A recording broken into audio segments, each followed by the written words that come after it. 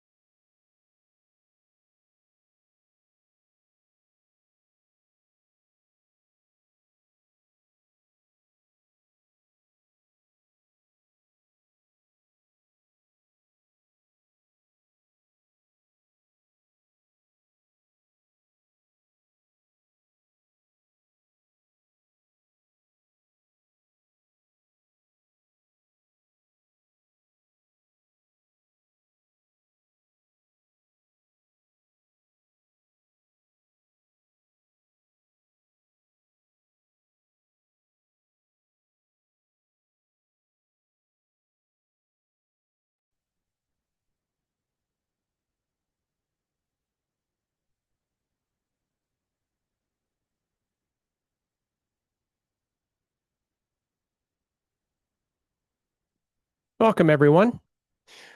Thank you for making time to be here. We're going to have fun tonight. As you can see, I'm dressed a little bit casual, but part of the reason for that is the air conditioning chose an inconvenient time to go out in the office this week.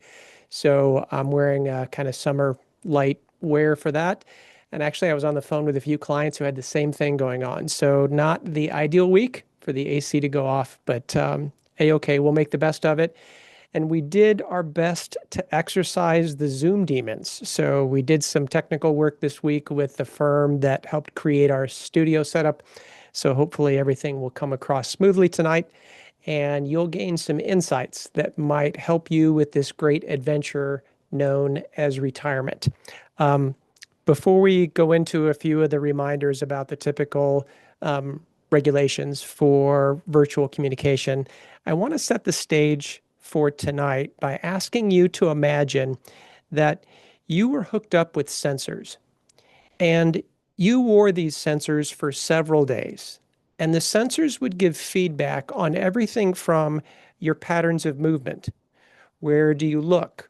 Where do you go during the course of the day? What's it like getting into and out of a vehicle? When you go to a store, where do your eyes first go with relation to the aisles that you shop in? So imagine those sensors being connected to you and learning as much as possible about what a day in your life looks like. And then imagine that being turned into a study that the MIT Age Lab actually turned into the content for tonight's presentation called 8,000 Days. The level of research that they have done and continue to do really amazes me. So, with your permission tonight, I'm going to blend their research as well as some of my own insights from over 3 decades of walking clients into and through the great adventure known as retirement, with the hope being that there are some insights that might just make it a little bit more of an adventure for you. And we've got some resources that we'll be sharing immediately after the webinar as well.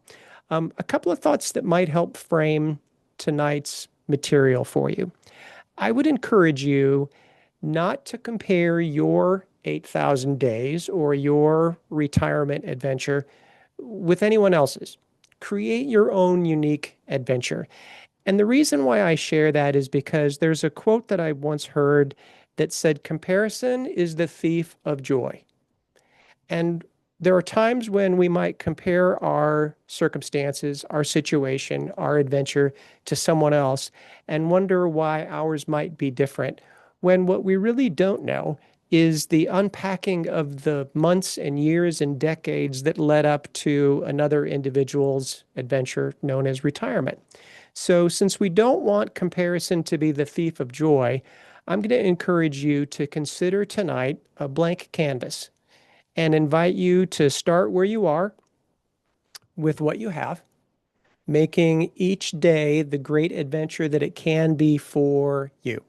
And then to create that with joy, and to also consider that one of the challenges that I see individuals face in retirement is the fact that sometimes our comfort zone can become a little bit too comfortable. And it's only in expanding that comfort zone that we are really able to enjoy the engagement and the adventure known as retirement. So, with that being said, these are always the wonderful moments when I click share my screen and we all hold our breath for a moment and hope that the Zoom gremlins were in fact exercised for the week. So, a couple of reminders. As you know by now, industry regulations require that the chat not be enabled. But I do have an invitation for your feedback that I'm going to share in just a little bit. Content is educational and should not be considered investment advice. In addition to that, I'm not here to give you medical advice. So even though I may share some stories about things and patterns that I see in the lives of my clients, I'm not a doctor. I don't play one on television. And I invite you to, of course, consider your own set of circumstances when you consider what might be next in the way of your adventure known as retirement. We are recording this session today. Feedback and questions are always welcome. You'll be receiving an email about 15 minutes after the conclusion of tonight. It's going to have some bonuses that will help you to take the material shared tonight and complete some of your own worksheets and do some of your own planning and your own thinking as it relates to some things like where you've come from and perhaps where you're headed next in terms of your own adventure known as retirement. And in that email, there will be 3 simple survey questions from tonight. We'd love your feedback. And you can fill those in right on the email and just hit reply. So it's a simple and easy way for us to continue to sharpen how we deliver these so that we blend both financial perspective and quality of life perspectives for you. Most of all, thanks for being here. It is never lost on me the time that you invest in being here, and we do our best to deliver. And if anything goes wrong during the webinar tonight, we'll just blame it on my son, Daniel. He's doing an internship with me this summer before he graduates from Radford, and he and my daughter, Nora, are kind of our tech intervention team. So we've been working behind the scenes to make sure that tonight goes smoothly. Okay. Some of you may recall this presentation from several years ago. Well, the MIT Age Lab continues to update this. And even though these costumes might look a little bit on the geeky side, that's the level of detail that they dive into in preparing the research that comes out of the MIT Age Lab. So I find the work that they do just fascinating, to the point where, as you know, I'm pretty protective of not delivering too much of what I normally refer to as my industry canned, filled with jargon content. But I think highly enough of the MIT Age Lab that we decided that we would do this updated version for you tonight. Dr. Joe Coughlin, who heads up the Age Lab, said, "We have a longevity paradox. Now that we've achieved what humankind has tried to achieve since it has walked, living longer, we really don't have a good idea of what to do with all the additional time. And it's easy for life to expand in various ways, and the retirement season becoming longer and longer than it ever has been before invites us to engage with that season to a greater extent and to ask ourselves if we were to take a look at retirement as an 8,000 day adventure. We're going to consider the framework that the MIT Age Lab has put together, where they break it down into four distinct phases and then preparing for your 8,000 day retirement. We have people attending tonight's virtual engagement who are already retired, who are some years into retirement, and we have others who literally this week have and are retiring. So, congratulations, great adventure ahead. So, no matter where you are, my goal is to share some insights that might just help shine a little light on what's next in your adventure. So, 8,000 days, when the MIT Age Lab came up with this framework, they broke it down into seasons of life, 8,000 days invested learning, growing, maturing, and exploring. And being one who is always looking for the best interpretations and insights of research like this framework doesn't have to be linear. For example, you could take a look at the challenge and the opportunity of learning, growing, maturing, and exploring, and you could plan these into a vacation. You could plan them into a summer retreat. You could plan them into your week and ask yourself, what am I going to do to learn, to grow, to mature, to explore, not just in the course of an 8,000 day segment, but in the course of a day or a week or a month or a chapter in life. So here are some examples that are meant to inspire. The definition of old is changing every year. I tell my kids this often. My definition changes 1 year at a time. And here are some examples that you might have heard of. Sister Ina Canabaro, I'm sure I butchered the pronouncement of her name. Um, at the time that this updated research was being completed, she was the oldest living human being. Sadly, she passed away on April 30th of this year, but she was the oldest current living person that we have documented. You may have heard the story of Jean Calment. In fact, I've actually shared her story previously. Jean lived to be age 122. And even though there's a little bit of question about how much of her story is legend and embellished, she's the oldest person that we have documentation on her life. Interesting thing, Jean had some interesting habits that you would not necessarily associate with longevity. She was noted to eat almost 2 pounds of chocolate a week. Chocolate is a migraine trigger for me. So the mere thought of that, I'm thinking, wow, 2 pounds of chocolate a week. And she smoked cigarettes right up until the age of 117. And as I was reading through this, I thought to myself, I wonder what the conversations with her doctors were like. Like one doctor would say, Gene, you might want to consider stopping smoking because it might impact your longevity. And then that doctor passes away, and the next one comes along. Gene, you might want to consider stopping smoking. And you wonder how many of those conversations or how many doctors she went through on the way to living to her ripe young age of 122. Catherine Switzer. Interesting story if you want to look up Wikipedia. She was the first female to complete the Boston Marathon. And at the time, in 1967, there was such animosity toward the idea of a woman completing the Boston Marathon that someone actually attempted to physically take her out of the Boston Marathon, rip her number off of her shirt, And I just encourage you to take a few minutes and read that. She was undeterred and she completed, and that was long before they had a women's division in the Boston Marathon. So, congratulations to Catherine. And then Wang Deshun at 88, he's an actor, he's a model, and he wears the title of the world's hottest grandpa. Not sure how there could be two of us, but that's his title. So since his picture's on the presentation, we'll go with that for Wang. That's as good as the humor gets tonight. So my apologies for that. Longevity is changing all the time.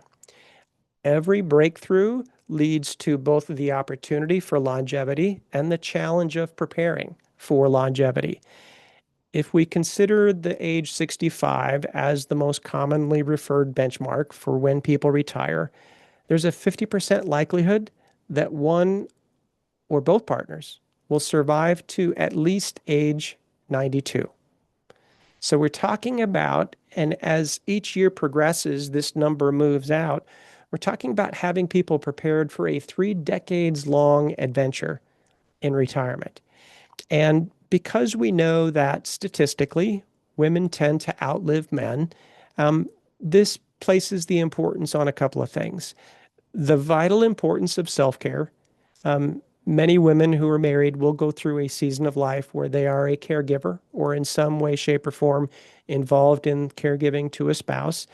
And then they may well live a number of years beyond that. So the two things that stand out here are the importance of self care and really the importance of, if there's a married couple making decisions on finances, and even if, because it's not unusual that in a couple, one of the two spouses may be more involved in the management of the finances than the other will be, it really speaks to the importance of both being involved because of the very real possibility that the baton for managing finances passes. And it's essential that it not be a time of vulnerability. And I hate to admit this, but I have war stories of clients who came in, very real situation where an individual client whose mom, I hate to say this, she went to a dinner seminar.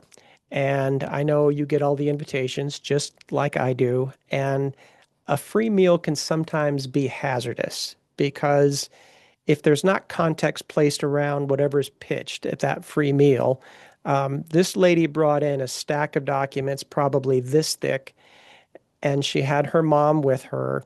And she said, I need you to tell me why this was a good idea. Hard set of circumstances to be put in. In that particular scenario, it was a good idea for the advisor, not such a good idea for my client's mom. So the importance of full engagement so that transitions in life and longevity also are opportunities for continuity in how you steward your finances. The traditional retirement story, and I suppose if I were to use two locations to illustrate this, it wasn't that long ago, seemingly, that the image of retirement was people would retire to Fort Myers, Florida, and play shuffleboard.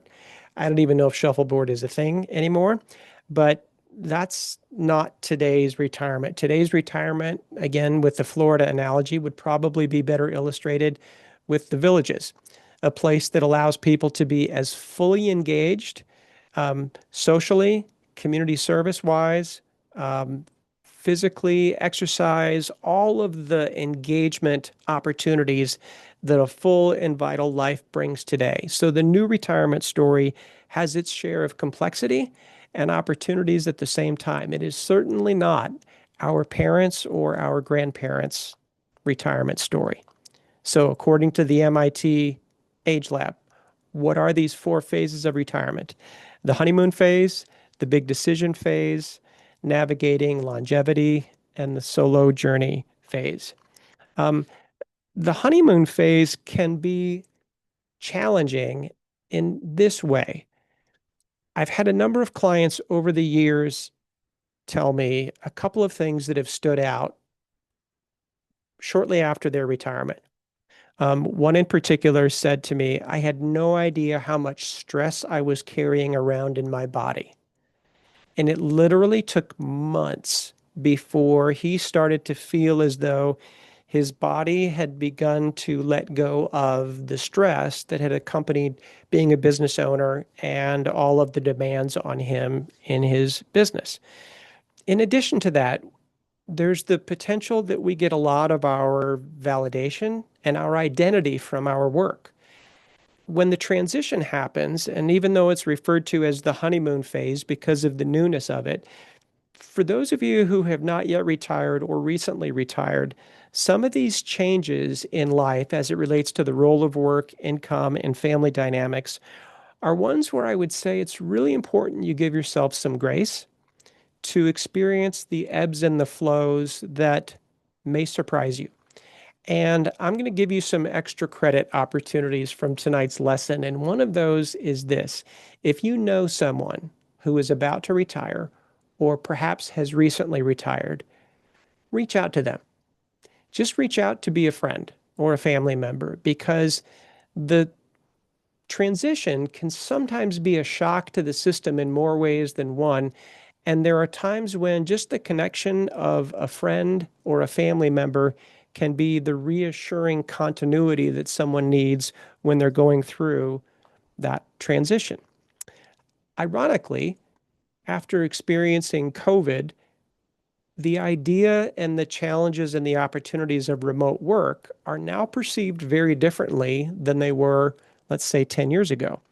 With more and more companies embracing remote and flexible hours. And yes, there seems to be a bit of a change in the environment where more companies are going back to the structure of the workplace and the interaction there. But interesting to note how different generations respond to the same dynamic. 61% of those 35 and younger felt like remote work made their jobs more challenging. All of the sudden, their social interaction and ability to engage with coworkers was shut off. But ironically, for those who value some of the convenience of being able to continue to work, but perhaps not have to commute and go through some of those stressors, 36% of those age 55 plus said that they felt, or I'm sorry, only 36% felt the same way. So, in other words, what they're saying is for those who continue to work and to stay engaged post the official transition to retirement, the ability to work flexibly from a remote location and in some type of a part-time or a consulting relationship is often viewed as perhaps more of a blessing than a challenge it is to the same younger workforce. In the honeymoon phase, there are surveys that indicate what are the reasons for continuing to work in retirement among retirees who continue to do so. And clearly at the top of the list, it's the desire to stay active and involved. And you can tell by looking down the chart, those also enjoy working. They want to earn some extra money, avoid reducing their savings. A job opportunity comes along. And in today's world, as we have experienced over the past several years, the impact of inflation has certainly impacted a number of people to where that additional income opportunity has helped absorb the impact of inflation as well. So while there are a number of reasons for continuing to work in some capacity, one of the ones I would share came from a client that I visited last year. And he said to me, he said, after a number of years of being retired, he realized he needed a reason to get up and get going in the morning. So it was just the idea of having a purpose and something to do every day. And some people have the freedom to create that purpose in a variety of areas. But for Bill, his answer was, I just need a reason to get going during the course of the day. Um, in the world that we live in today, and I can vouch for some of this from personal experience, in the honeymoon season in particular is where you've heard the references to being in the sandwich generation, where there may be responsibilities for aging parents as well as responsibilities for young adult children. Um, 79% of parents provide financial help to their adult children today. 20% of adult millennials provide financial help to their aging parents. And I would say this in a non-judgmental way, and I've had this conversation with a number of clients. It's just different starting out today than it was for many of us. When you take a look at factors from the way that tuition prices have increased and the volume of student loan debt that a number of young adults come out with today, I actually saw a study not long ago that talked about the situations where Social Security benefits were being garnished to repay student loan debt for those in default. Now, think about that for a minute. Student loan debt being carried into the years when someone is on Social Security. So, when we consider the skyrocketing cost of higher education, when you look at the prices that we're facing in 2025, and yes, inflation, the rate of inflation is slowing, but a number of prices haven't really materially come down yet. If you look at the fact that young adults renting an apartment, buying an automobile, thinking about a down payment for first-time home buyers, it's just different than it was for those of us that went through that same set of circumstances 20 years ago, 30 years ago, 40 years ago, however long that was. And for a number of us, we're glad to be in a position to help our children because the headwinds that they face economically are different than those that we faced. This is an interesting part of the survey where they were surveying people to find out about the expectations as it relates to having a pension. 60% of the workers surveyed said they expected to receive benefits from a defined benefit plan in retirement. But when drilled down a little bit further, only 40% of workers said they have a pension. And if we go one step further, only 20% upon follow-up in the survey actually have a pension.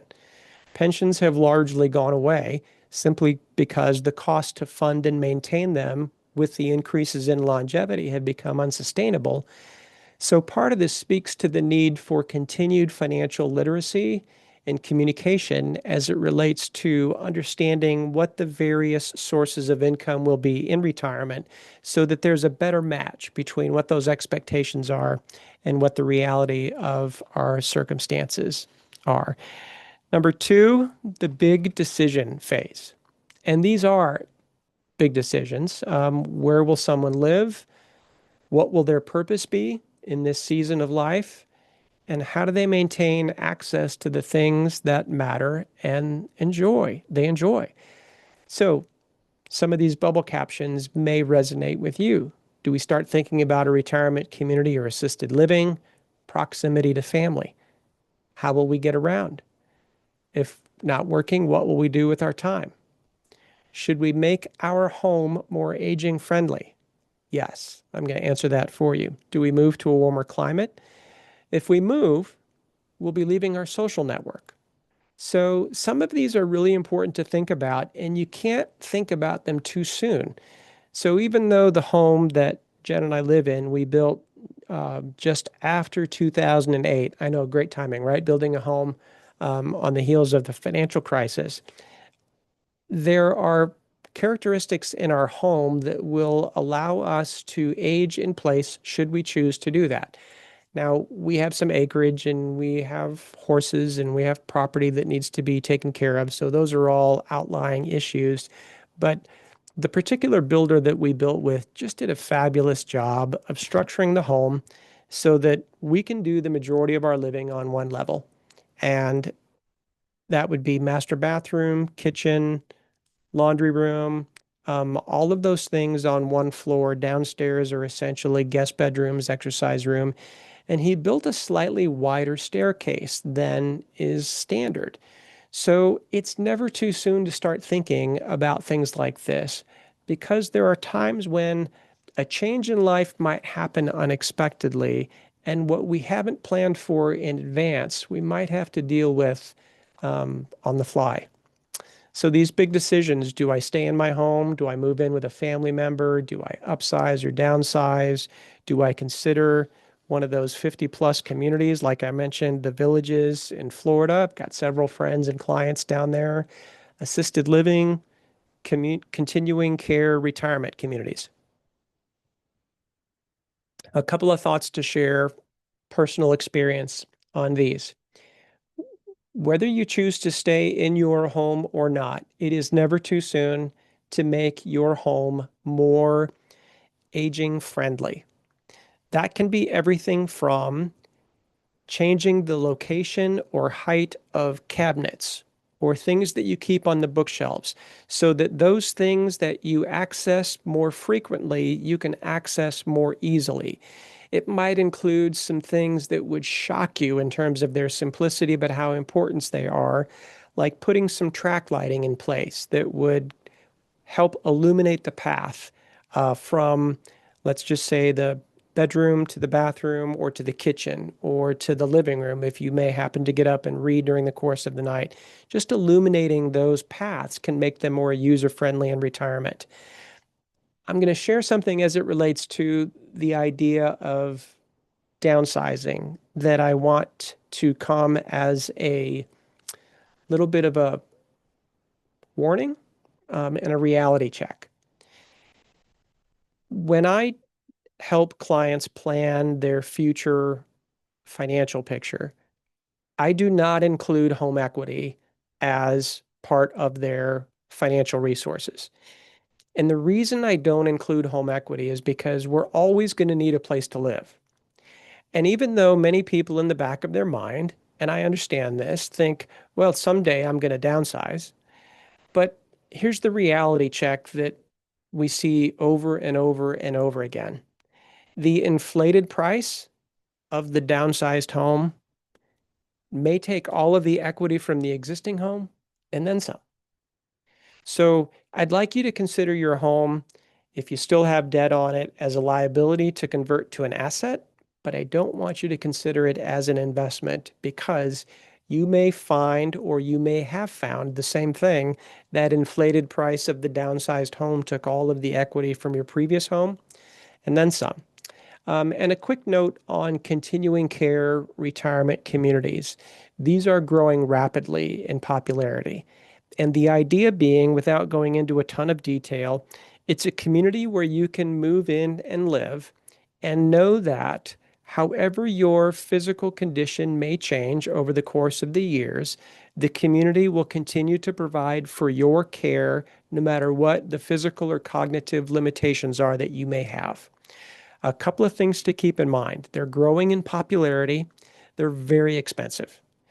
One of the reasons why they're very expensive is because those communities have to reserve to be able to have the resources available so that as we age and as our needs for care increase, they have the resources to be able to meet those. So it's not at all unusual that there may be a significant upfront investment in those. It's also quite common that they require an individual to be in a state of good health when they move into one of these continuing care retirement communities. They can't have people moving in knowing that they already have significant either physical or cognitive issues, because then the ability to reserve and to spread the risk out, if you will, becomes much more challenging. So just a few perspectives that I wanted to share on those. It is amazing the random things that people put on surveys. And the Age Lab found some questions as simple as, who will change my light bulbs? And think about this for a minute. I'm not just talking about the light bulb on your desk lamp. I'm talking about the light bulb on your ceiling lights. And if you have a vaulted ceiling, who's going to take care of those? Or in my circumstances, some of you remember the story from a couple of years ago. Who's going to help you get down from the roof if you get up there and you can't get down on your own? And yes, that was a true story. My last official rooftop experience, our satellite internet went out, and I told Jen, I said, it can't be too difficult to get up there and adjust the dish. Uh, Famous almost last words. It was not so difficult getting up, but when I got up there, I realized, wow, we have a really elevated roof and we have a really steep decline to get back down off the roof. And it was late in the afternoon, and the roof tiles were baking hot. And Jen's down there like, what in the heck am I going to do to get him off the roof? So Isaiah came to the rescue. He came, got on the ladder, got a rope, put me on one side of the roof, him on the other side. I so wish we had this on video because it would be priceless. But who will change my light bulbs? Who will get on the roof because I'm not getting on the roof anymore? How will I get an ice cream cone? And sometimes it's as simple as who will I have lunch with?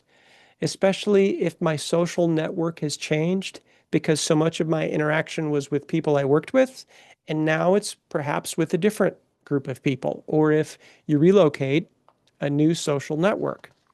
Now, what happens when we talk about navigating the longevity phase? This can be everything from as significant as managing your health to some of the administrative aspects of paying bills and managing your household and caregiving.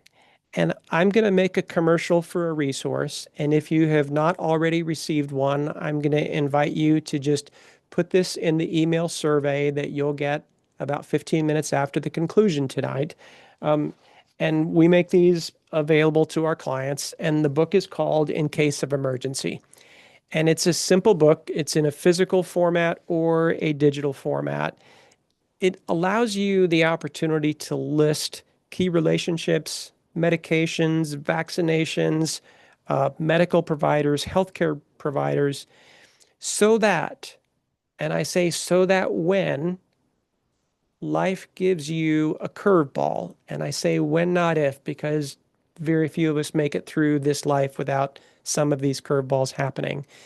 It allows for continuity to happen, and family members or friends aren't scurrying looking for records at a time when ideally they would be devoting themselves to continuity of care for a loved one. What concerns people most about retirement? Well, it's interesting how it changes by age. And notice the priorities change.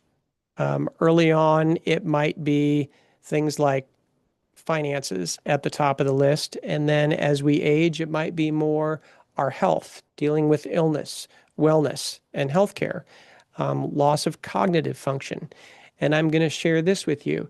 You cannot focus on the loss of cognitive function. You can only focus on proactive brain health.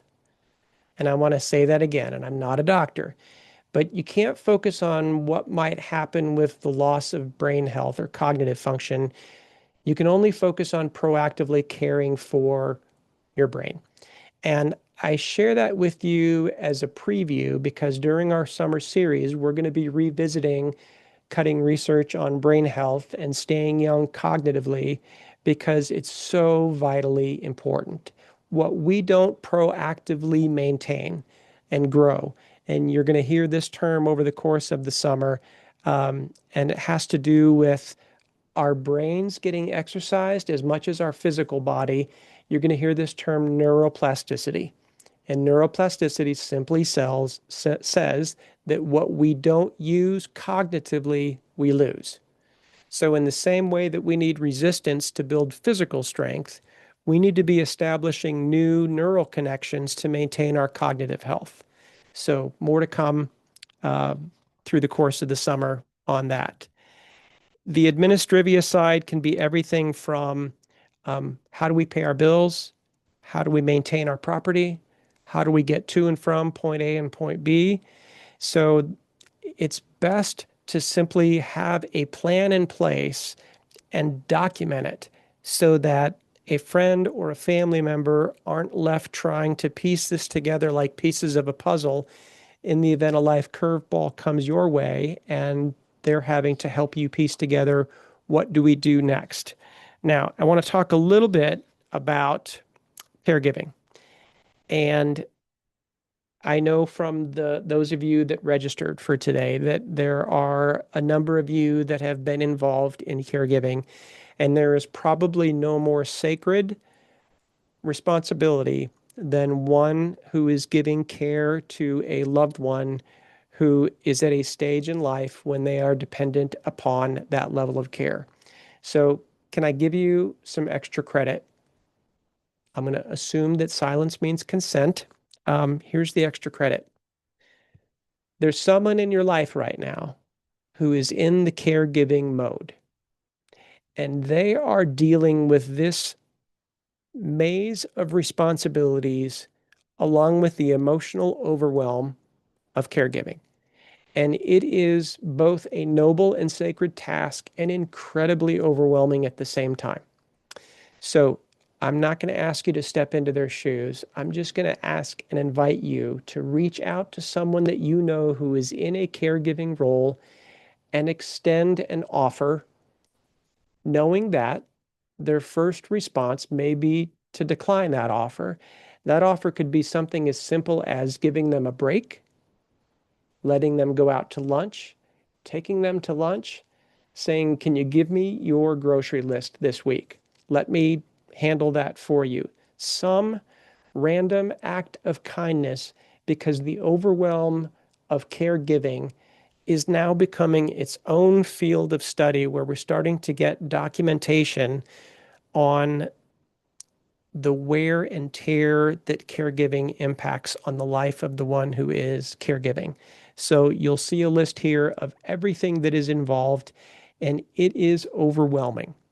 And it's not only overwhelming in terms of the basic responsibilities, but answering the questions of how do I manage my assets? How do I or do I spend down my assets? The complexities of qualifying for Medicaid. And in some ways, it's as simple as how am I going to take time away from the one I'm caring for to go to the drugstore and get prescriptions refilled? So please take me up on that extra credit exercise and just reach out to someone in your life who is in the caregiving role. And in whatever way, shape, or form you can, the smallest act of kindness may make an impact beyond what you can imagine for them. The solo journey is descriptive of what happens when someone who perhaps may have been married or in a relationship now finds themselves alone. It may include physically living alone. It may include an opportunity to revisit some of the earlier phases of the 8,000 days, maintaining a social network that might have been impacted because of the loss of a partner or a spouse. So think of the statistics on those over age 75 and living alone. This is a little shocking. The average age of widowhood is 59. So consider 59 in light of the demographics that we shared earlier about longevity, that it's not unusual in today's era to find someone living into their 80s or 90s. So we're talking about now an extended period of time for women who are reinventing and redesigning what they want their life to look for. And for men, the statistics are slightly different. Women tend to outlive us. Since the 1990s, the divorce rate of those over the age of 50 has doubled. So there are times when living alone may be the result of the death of a spouse. There are other times where it might be a byproduct of divorce. But in either set of circumstances, it's inviting someone again to look forward and to reinvent what life looks like, navigating it by themselves and not in the context of that relationship. So they may very well revisit those first three phases, and it's also an opportunity. And no, I wouldn't wish this on anyone in either set of circumstances, but life is going to unfold before us one day at a time, whether it's the circumstances of our choosing or those that we have to respond to. And it invites us to take a new look and say, okay, what's the new phase going to look like? The new stage of adjusting to living alone. Certainly, the honeymoon phase is not a great description for that, but it's consistent with the MIT Age Lab's language. Big decisions are going to be revisited, longevity is going to be revisited, and the responsibilities of being solo are also being revisited. This page, and again, you'll receive this in the follow-up, This one should be an eye-opening call to living life in full engagement. And I have a very privileged position where I help people prepare for retirement. I help them in the transition into retirement. And then I have an opportunity to see how their life unfolds in retirement. For some, it's a period where they thrive. For others, it's a period where they may struggle. Um, there's a little bit of a fountain of youth notion in this particular slide. Social activity can protect against age-related decline. I didn't say exercise. I didn't say cognitive stimulation, social activity. So, what they found in doing the research was that as the frequency of social engagement, and in particular social service, increases, then there's a direct correlation in terms of an individual's ability to maintain their own vitality. So, in the course of the last couple of weeks, I'll give you some examples. I have a client in Florida who every week she goes and she works at their church and she delivers food to a homeless shelter. That's her way of staying engaged. I have other clients who volunteer at a YMCA, others that volunteer in hospice facilities, some that are still very engaged in their church activities on a regular basis. And what this chart is telling us is that as the frequency of our social activity increases, there's a direct correlation to how well we continue to function. And I would also share this perspective. There's a great perspective shift that happens as well. And our comfort zones can become prisons. So, social activity, and in particular, again, social service and engagement, volunteer work, community service, are in some ways almost like the fountain of youth. And as you can tell by the chart, as the frequency increases, our vitality increases as a result. So, something to think about. Now, here's a chart I don't like. And the reason I don't like this is because I know too many people who completely defy this, but statistics are what they are. So, um, this chart shows the age statistically where people peak at a variety of different conditions. Yes, we've heard, and this is fun because I get to watch our grandson, Micah, and the rate at which he learns things right now is perhaps the fastest it will be his entire life. He's 4. And if you have or are around young children or grandchildren, you see the same thing. Unfortunately, they seem to learn the stuff that we don't always want them to learn a little bit more quickly than the other stuff, but that's another story for another time. Our physical vitality changes and peaks at different times. Our salary, our earning capability may peak at different times. But take a look at the bottom slide here. Our happiness and acceptance of our physical body and our psychological, and I would add to that, our spiritual well-being happen well into retirement. And again, last year I had some clients who were preparing for an international trip, and they decided it was time to start going to a gym. So in their 70s, they started going to a gym. They started in their 70s. So they're getting social interaction and they're getting physical stimulation and cognitive stimulation at that point in time as well. And there's going to be some surprising research that I'm going to share with you in latter parts of our summer series that show the connection between our physical strength. And yes, I do mean strength training all the way throughout our lifespan.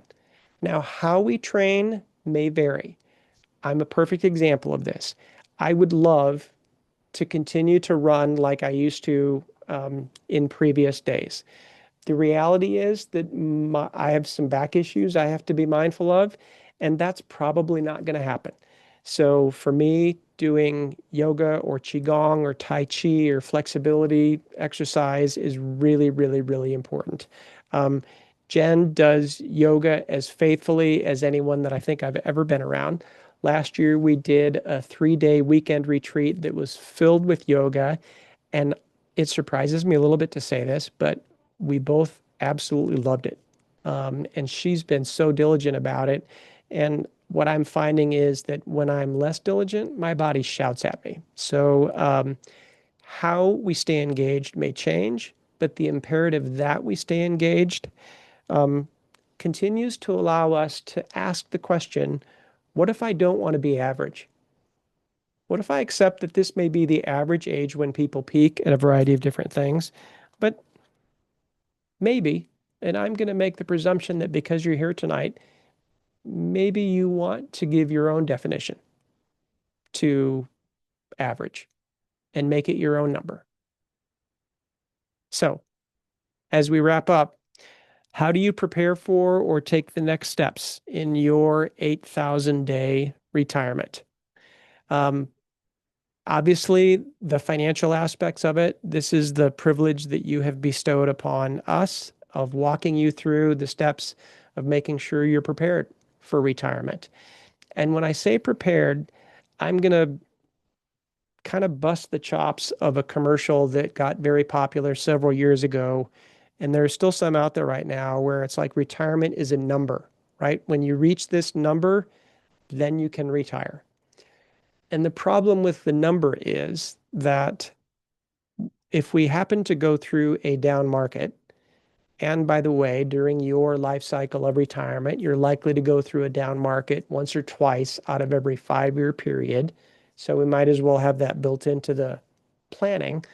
Um, we know that that's going to happen. So if we base our decision to retire on reaching a number, what happens when that number comes down? Or what happens when we go through a period of time where inflation is higher? We went through this period in the 70s. We've gone through a period of higher than normal inflation in recent years. And I would share this reality. There needs to be a plan in place so that you can double your income over the course of your retirement. Double your income. Why do I say that? Because if we are prepared for a 3 decades long retirement, prices are likely to double over the course of that 3 decades long period. So, how much will it cost? That's a whole um, challenge in planning all by itself. And then the what will I do in retirement? In some of the resources that we're going to share with you, you'll have an opportunity to invite yourself to say, what would I like to build into my next adventure? And again, it doesn't have to be 8,000 days. It could be, what could you put on your calendar that if you put that on your calendar, it would nudge you out of your comfort zone, um, and perhaps make you start going to the gym? Or I'll give you another example. Have had a number of clients experience falls during retirement. And I'm going to share with you two examples of how the way that we respond to things really matters. Um, One client decides they're not comfortable walking outside alone after a fall. Completely understandable. Um, and I'm going to sound like a commercial, but if you are someone who walks alone, please get, whether it's from Apple or someone else, please get a watch or a pendant that gives you the ability to, with the press of a button, or my watch will actually ping if I were to fall or it detects sudden movement and send an alert. So there's nothing wrong with having some prevention built right into that. So even though it's understandable for someone to say, I don't know that I want to go for walks outside or alone after a fall, I have some other clients that decided they were going to learn a little bit more about balance. And these clients, and I won't mention their names just to keep them anonymous, they started studying breath work. Breath work. And there's a field of science about how breath work impacts cognitive function and impacts balance. So they started studying breath work, and they also started studying walking barefoot with their feet impacting and connected with the ground. And in our last review, I asked how they were doing and if they'd had any follow-up issues from falling. And Both of them said, nope, doing great since we started doing our breath work and our grounding. And I thought to myself, I, I won't put me in that group so that when they're both in their 80s, that if life gives me a curveball, I ask myself, okay, how do I keep moving? What's next? And again, I'm not giving you medical advice and I'm not telling you what to do or not to do. I can just tell you from a great deal of experience when people stop moving and engaging out of fear, then the decline in physical ability and agility seems to accelerate. So these are examples where human expertise matters. And again, it's why I do my best to honor your time in showing up for these stewardship mastery sessions. So you're going to receive some follow-up resources about this 8,000 days framework, about the four phases of retirement, and preparing for your own 8,000 days, or possibly reinventing your 8,000 days. And it might be as simple as I have a client who is traveling to a number of different state parks, and she's going on walks in state parks. Other clients that bike, other clients that have groups of people that they stay engaged with. I have some that have taken up marathon running in retirement. True story. So the limitations that we tend to face when we get the opportunity to reinvent seasons of our life are more often than not self-imposed than anything else. Again, if you decide to take up a great adventure or a new hobby, consult with your healthcare professional. But I would also encourage you to consult perhaps with a wellness professional because there are times when we need the complementary disciplines. Someone who gives us guidance when we become sick, and someone who gives us guidance to remain healthy and vital and fully engaged.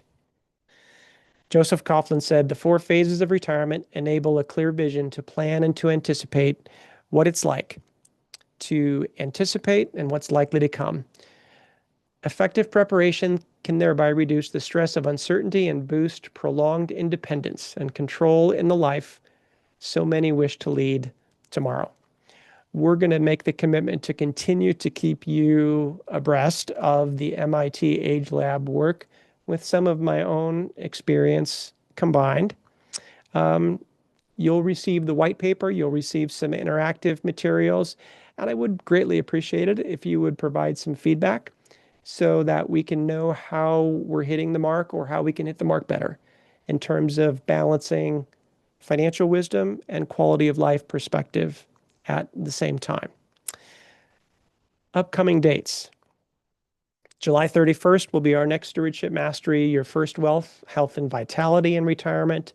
And then August 21st, we are going to focus on cognitive health, and that is your brain in retirement. There's so much fantastic research that puts the ball in our court about remaining vital throughout this great adventure. So, in conclusion, I would simply remind you, and let me bear with me just a second. So, a couple concluding thoughts. Start where you are in whatever physical condition that you are in today, with whatever resources that you have, and plan something that might just nudge you a little bit outside of your comfort zone. Stay fully engaged with those around you. It can be family, it can be friends, it can be loved ones. Understand that there's magic in the power of service. There's not only magic in the renewed perspective that it gives us, because it's easy to look at someone else who may be in a better financial situation and say, well, how do they do that? And I'm limited here. But there are times when if we lend a helping hand to someone who is in a less fortunate set of circumstances than ours, we regain the perspective that reminds us all how grateful we should be for the blessings that we have in life. So start where you are with what you have and the resources you've been given. Take the next step, expand your comfort zone, find someone in your life who is in a caregiving role and be a blessing to them in no matter how small the way. You have no idea how big of an impact it may make in their lives. Stay fully engaged. Understand that there is a direct correlation between our social engagement and our ability to continue to thrive and be vital throughout this magical adventure known as retirement. And know that we are here, always grateful for the responsibility you've given us to help you steward your financial resources so that you're free to focus on your true wealth. Blessings to you and yours. I'll look forward to seeing you next time.